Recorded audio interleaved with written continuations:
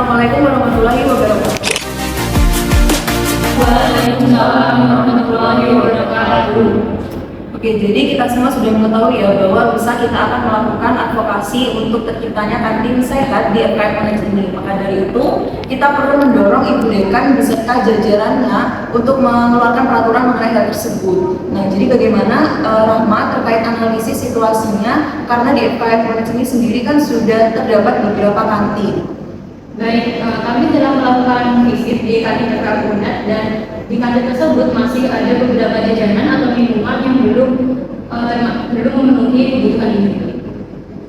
Oke, lalu bagaimana Irma mengenai apakah sudah ada data-data yang terkumpul untuk mendukung penerbitan kebijakan kantin sehat ini? Iya, jadi begini, kami sudah menyebarkan petisi, di mana petisi ini kami minta dukungan dari mahasiswa untuk terciptanya kebijakan ini. Namun kita akan mendapatkan sedikit tantangan karena di FKM ini sudah terdapat beberapa kantin. Kemungkinan kita akan mendapat penolakan dari ibu kantin atau bahkan ibu dekan beserta jajarannya. Tapi kita sudah memiliki kekuatan dari suara-suara mahasiswa yang mendukung dikeluarkannya kebijakan kantin sehat ini. Selain itu juga terdapat regulasi yang mendukung adanya kantin sehat ini.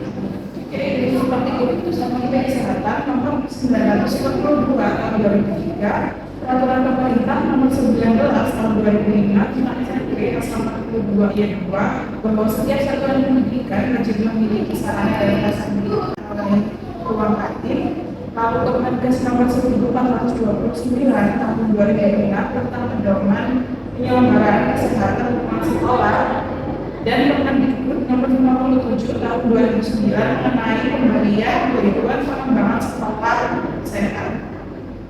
Benar Ketua, di mana adanya kantin sehat ini juga akan berdampak bagi kesehatan konsumen, terutama mahasiswa di FKM Unair yang akan mengkonsumsi makanan atau minuman yang selanjutnya akan dijual di kantin FKM ini. Oke, baik. Berarti kita sudah fix ya untuk melaksanakan advokasi ini pada hari Kamis di ruang 4, seperti itu. Bagaimana menurut kalian? Iya, Ibu. Nah, kita akan melaksanakannya di ruang 4 jam 8 pagi. Baik.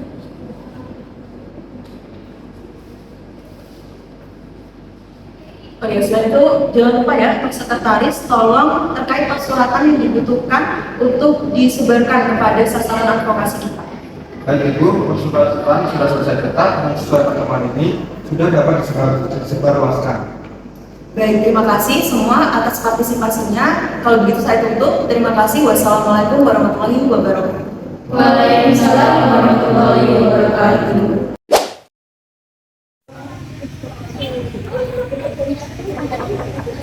Ya, tapi nanti jadi Selamat pagi Bu, mohon maaf mengganggu waktunya. iya, biasa. Tujuan saya kemari mau ngasih undangan terkait adanya program sosialisasi kantin sehat di FKM Unair, di RK4. Kapan itu? Hari apa itu? Hari Kamis tanggal 18 Mei 2020 itu. Oh, ya mas Mbak, nanti saya datang ya, tapi gak janji soalnya kantin itu suka rame. Karena nggak bisa dikenal. Tapi saya berharap Ibu datang ya Bu. Oh ya.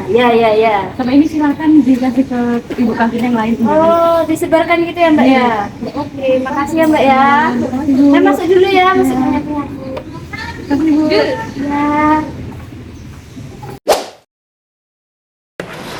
Ya, silakan Mbak, misi Bu. Silakan masuk dulu Mbak. Ada yang bisa dibantu? Ya, permisi Bu, maaf mengganggu waktunya. Duduk aja Mbak Bu. Iya Bu. Jadi begini Bu, tujuan saya datang ke sini menemui Ibu yaitu menyampaikan surat mengenai advokasi kantin sehat. Itu Bu, mungkin Ibu bisa Ibu dulu.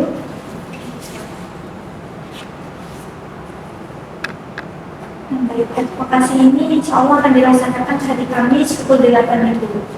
Dari Kamis ya? Insya Allah bisa sih Mbak, kayak datangnya nanti. Ini ada dari wakil dekan 2 juga. Iya Ibu. Nanti insya Allah saya bisa datang untuk konfirmasi selanjutnya, nanti saya hubungi sampai tadi. Iya. Baik, terima kasih Bu. Maaf mengganggu waktunya, saya izin untuk diri. Baik, terima kasih ya Mbak. Terima kasih Bu. Mari Bu.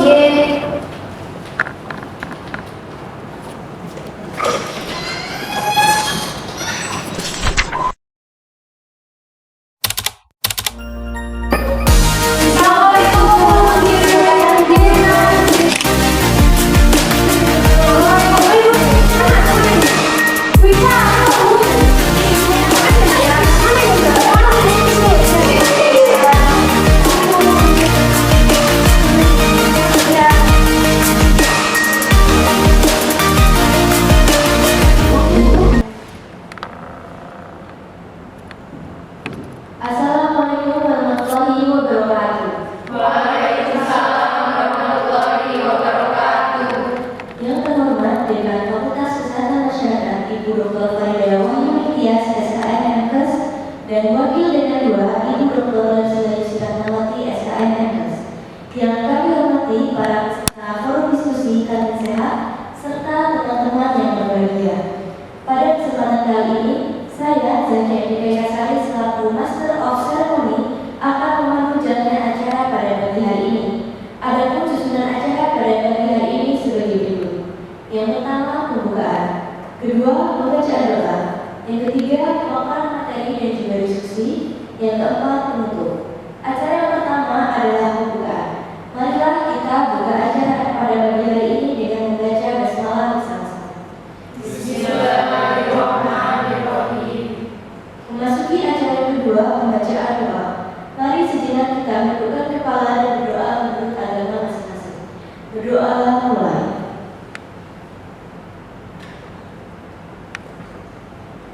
Berdoa dicukupkan. Acara yang ketiga yakni pemaparan materi dan juga sesi diskusi. Untuk sesi kali ini akan dipandu oleh moderator Fatimah Zahra. Kepada saudara Fatimah dipersilakan.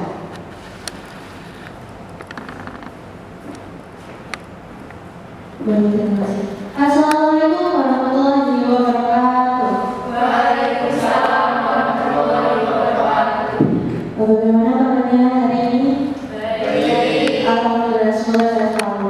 Perkenalkan di sini saya Fatimah Zahra selaku moderator yang akan memandu jalannya diskusi pada hari ini. Diskusi akan dibagi menjadi dua sesi. Sesi pertama yakni pemaparan materi dan sesi kedua yakni tanya jawab. Tanpa berlama-lama lagi, kita akan memasuki sesi penyampaian materi oleh tim advokator. Kepada tim advokator, apakah sudah siap? Sudah. Baik, saya siap.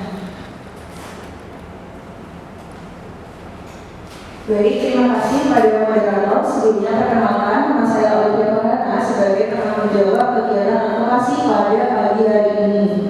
Baik, di sini saya juga tidak sendirian, akan ditemani oleh tim saya, yaitu ada Cynthia, ada Rama, dan juga ada Imam. Kemudian untuk selanjutnya akan saya serahkan kepada Cynthia untuk memaparkan materi.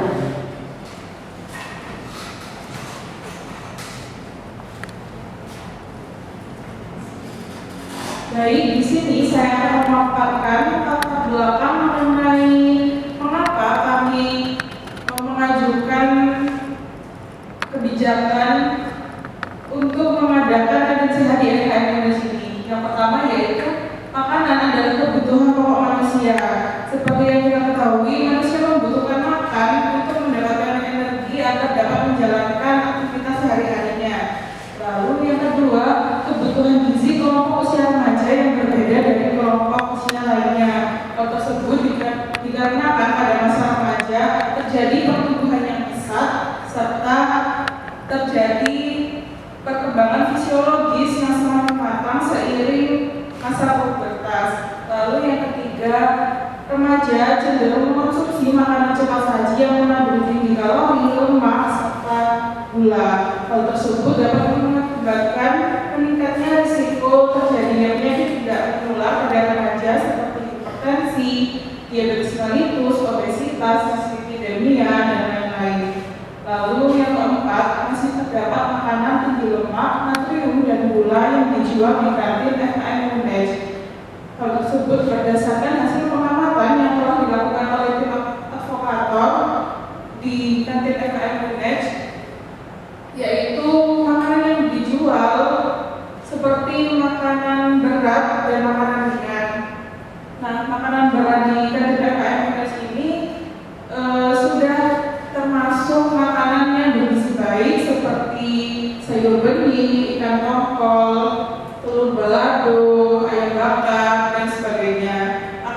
Tapi makanan ringan yang dijual masih mengandung tinggi natrium, lemak, gula, dan kalori seperti gorengan, risol mayo, lalu ada mie instan, minuman kemasan, dan lain-lain. Hal tersebut juga didukung oleh wawancara yang telah tim advokat lakukan kepada beberapa mahasiswa di FKM ini yang juga menyatakan hal yang serupa. Berikut merupakan prevalensi penyakit yang dialami oleh remaja pada tahun 2013 dan 2018. Bisa dilihat dari grafik, prevalensi hipertensi pada usia 18 sampai 24 tahun di tahun 2013 yaitu sebesar 8,7% dan meningkat menjadi 13,2% di tahun 2018. Sedangkan prevalensi diabetes mellitus pada usia 15 sampai 24 tahun itu sama dari tahun 2013 hingga 2018 yaitu sebesar 0,1%. Nah, selanjutnya yaitu prevalensi masalah gizi yang dialami remaja pada tahun 2013 hingga 2018, di mana prevalensi obesitas pada usia lebih dari 18 tahun bentuk jenis kelamin yang dialami oleh perempuan yaitu sebesar 32,9% di tahun 2013 dan meningkat menjadi 41,6% di tahun 2016, kemudian meningkat kembali di tahun 2018 menjadi 44,4%. Begitu pula pada jenis kelamin laki-laki itu meningkat juga setiap tahunnya. Berikut merupakan data pendukung beberapa petisi yang telah tim advokat tersebarkan ke mahasiswa FKM UNED yang dapat mendukung untuk mewujudkan kantin sehat di FKM ini. Berikut akan dipaparkan oleh penyaji.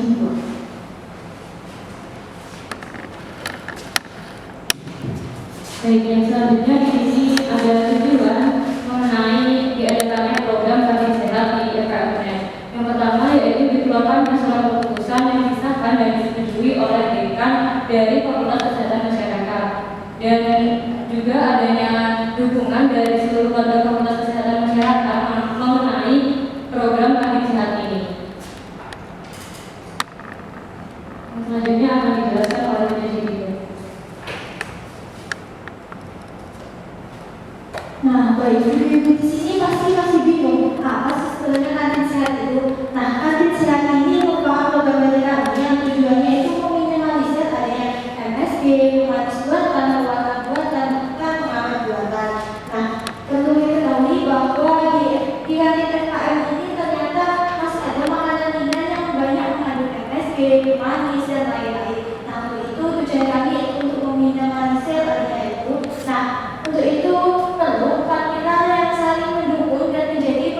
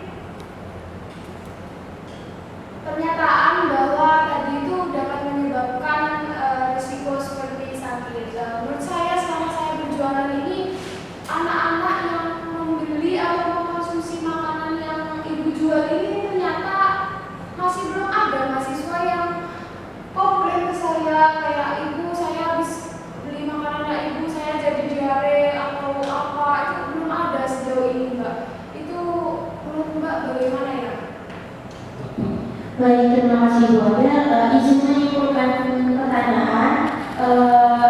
Mahasiswa itu belum ada yang mengeluh terkait perut atau sakit yang lainnya setelah memakan makanan yang ada di kantin FKM.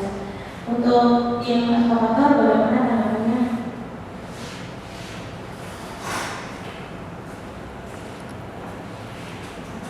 Jadi Bu Adel, penyakit yang kami maksud itu bukan penyakit yang masuk timbul setelah mengonsumsi makanan seperti diare yang Bu Adel sebutkan tadi, namun penyakit jangka panjang seperti hipertensi yang disebabkan oleh mengonsumsi natrium secara berlebihan.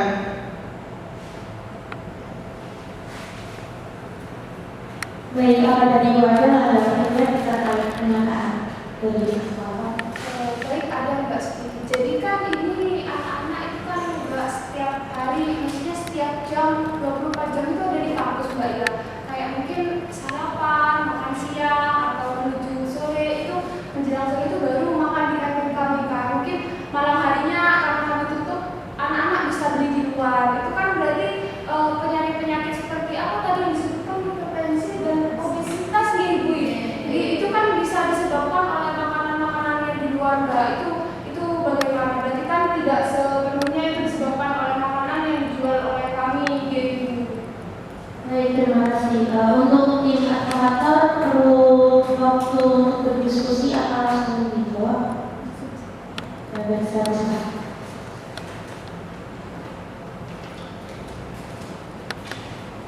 Baik, Ibu ini menjawab tadi dari tanggapannya. Memang benar mahasiswa itu banyak mengonsumsi makanan yang ada di lokasi juga. Namun berdasarkan hasil wawancara itu kita mendapatkan hasil bahwa mahasiswa ini sekarang lebih banyak menghabiskan waktunya itu di kantin FKM. Jadi dengan adanya program tadi saat ini dapat memperkecil risiko adanya mahasiswa yang sakit seperti itu, dan nantinya juga bisa diterapkan kebiasaannya di luar kantin dengan membeli makanan-makanan yang sehat juga seperti itu. Izin memberikan tanggapan Mbak. Ya, Jadi kalau percuma dong dibatasi di kantin tapi di luar tetap bisa membeli, itu kan sama saja artinya tidak mencegah. Baik, kepada tim advokator perlu diskusi atau langsung dijawab?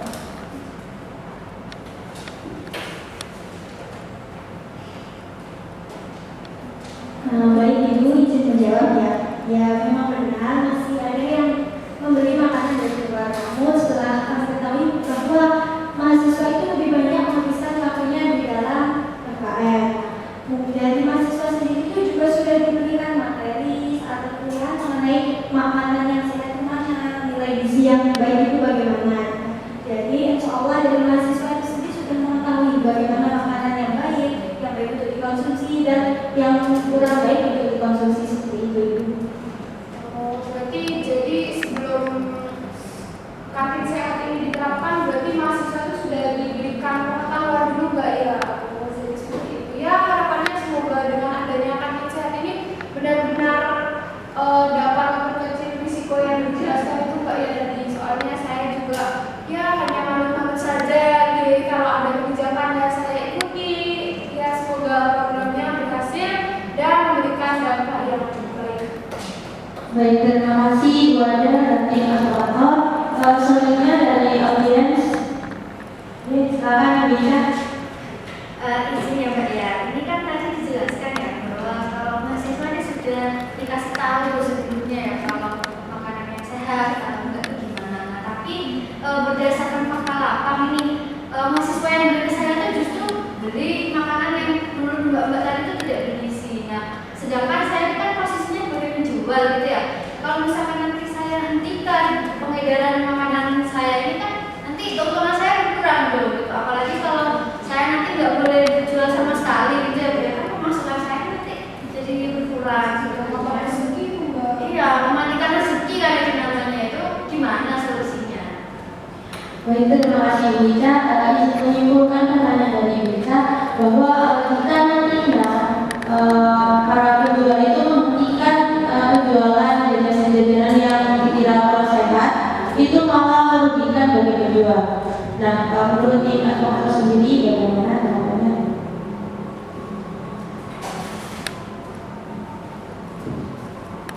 baik izin menjawab dari pertanyaannya Ibu Ica. Jadi menurut tim kami itu bisa diganti dengan makanan yang nilai gizinya lebih baik itu. Seperti diperhatikan seperti dari warna produk makanan yang mencolok, dari kandungan gizinya, dari MSG-nya dan lain sebagainya seperti itu. Saya baikkan ke moderator. Terima kasih. Bagaimana yang bisa? Nah, terus kan saya ini lulusannya lulusan SMP ya Mbak ya. Ibu lulusan apa? Sama Bu saya. Sama ya, sama. Jadi kan pengetahuan itu kurang terkait makanan-makanan yang tidak sehat atau yang dilarang sama Mbak sekarang kayak gimana. Mungkin saya ini mau tanya kayak ciri-cirinya makanan yang nggak boleh dikonsumsi itu kayak gimana kan? Misalkan kalau saya tarik semua jualan saya kan ya saya jualan apa terus itu kan bingung juga saya. Rekomendasi Mbak ya sama rekomendasi apa itu lagi bedanya. Baik, terima kasih untuk tim kata-kata apakah langsung jawab atau bertemu? Saya persilakan.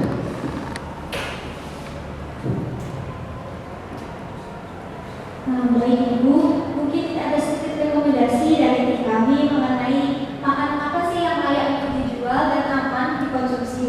Nah mungkin Ibu bisa memperhatikan dari nilai gizinya terlebih dahulu. Di kemasan sudah tertulis nilai gizi apa yang baik untuk dikonsumsi. Nah selain itu juga memperhatikan seperti yang pernah saya katakan tadi bahwa memperhatikan warnanya, segi warnanya dan juga memperhatikan mungkin dari segi teksturnya juga ya Ibu ya. Bagaimana makanan yang lebih baik. Nah juga memperhatikan dari izin edarnya pasti sudah ada itu nomor PIRT bahkan nomor BPOM-nya seperti itu. Tapi Mbak boleh mas. Tapi kayak masih ganjel gitu loh, misalkan tiba-tiba saya nggak boleh jualan itu, padahal itu kan kayak sumber penghasilan terbesar saya gitu ya, jualan ciki-ciki itu ya Bu ya. Tiba-tiba saya langsung disuruh ganti, nanti mahasiswa nggak mau beli gitu ke saya.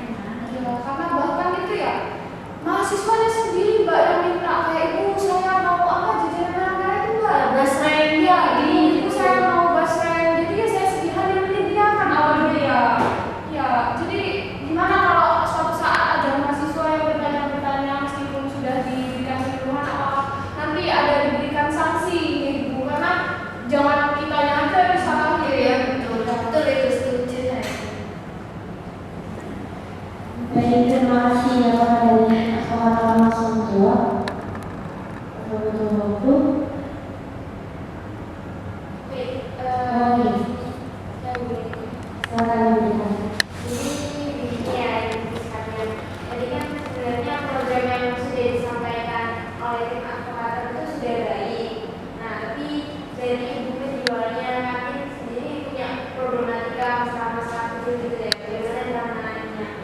Nah memang kalau misalnya kita lihat program kantin sehat ini emang programnya bagus, tapi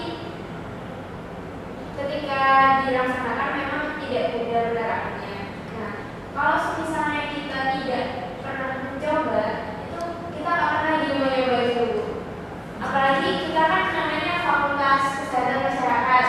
Nah, kita kan bergeraknya di bidang promosi dan preventif pencegahan. Kalau bisa dicegah sebelum terjadinya suatu penyakit gitu kan. Nah, kalau misal kita mulai kebiasaan dari hal yang kecil dulu, terutama di lingkup FKM ini kan ada kantin. Bisa dimulai dari kantin ibu semuanya, bisa dimulai ketika menyediakan makanan yang sehat. Kemudian nanti teman-teman akhirnya punya kebiasaan yang baik tentang bagaimana sih cara memilih makanan yang sehat gitu. Kemudian untuk tadi problematika seperti kata Ibu Karin, kalau misal menjual makanan yang sehat terus itu ekonominya kan takutnya nanti nggak ada yang beli, daya tariknya mahasiswa berkurang gitu ya. Betul lagi teman-teman mahasiswa kan ternyata suka makan basreng gitu ya. Ya kalau misalnya itu saya ada saran sih Bu, dari diskusi kami berdua dari wakil dekan juga sepakat kalau semisal bagaimana kita ambil jalan tengahnya aja. Jadi jalan tengah antara dari tim advokat dan juga ibu penjual kantin. Dimana kalau misalnya kita itu bikin satu hari dalam satu minggu itu yang khusus menerapkan program kantin sehat ini. Kan kalau misalnya kita terapkan langsung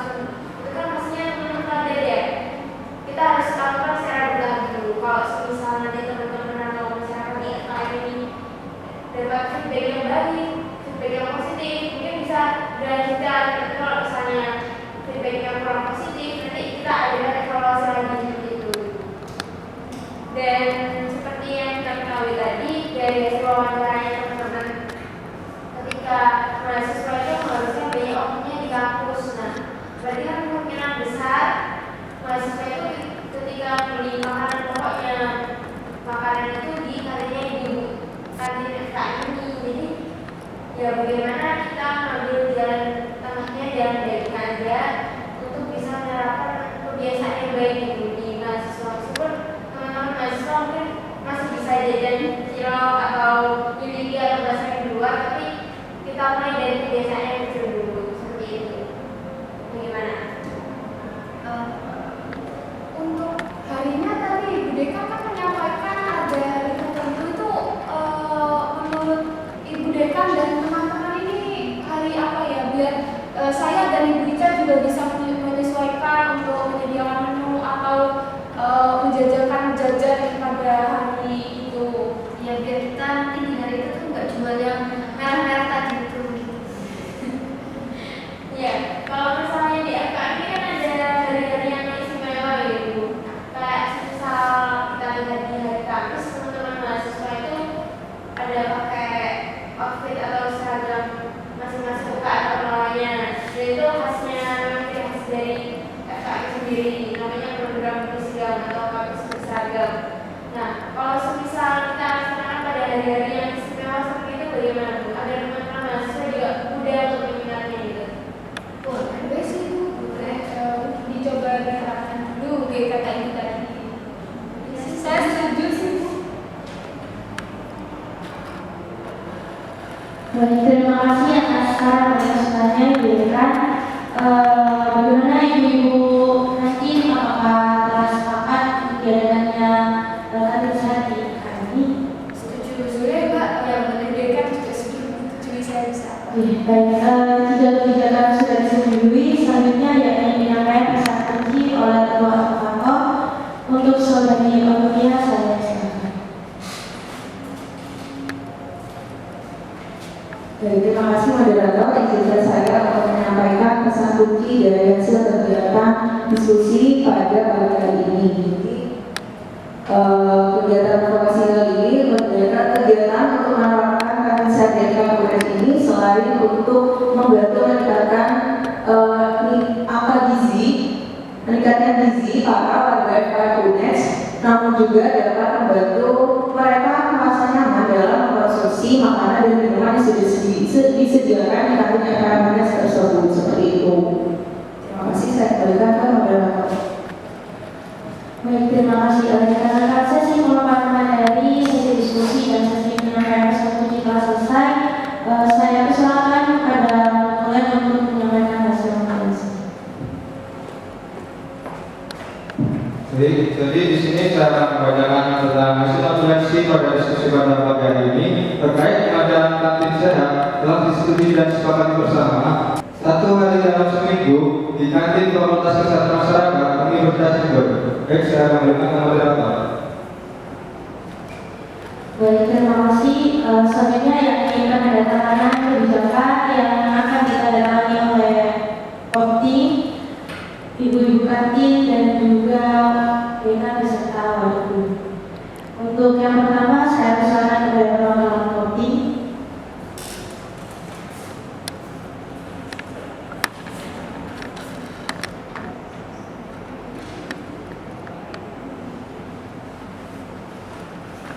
Kemudian yang selanjutnya yakni perwakilan dari ibu kantin.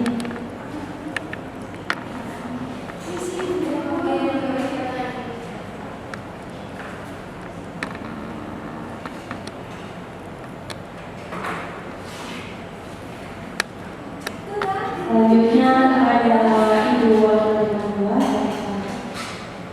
Di sini berikan di dukung di sini.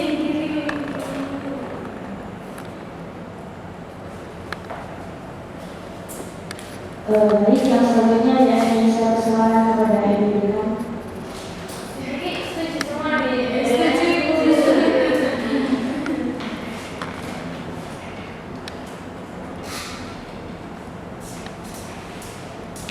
Baik, saya ucapkan terima kasih.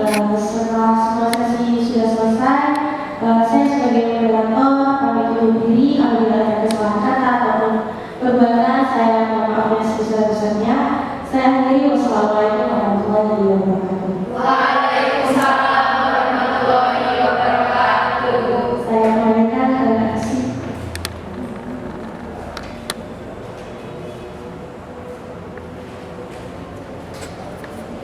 Baik, sampai kita pada ujung acara dan diikuti.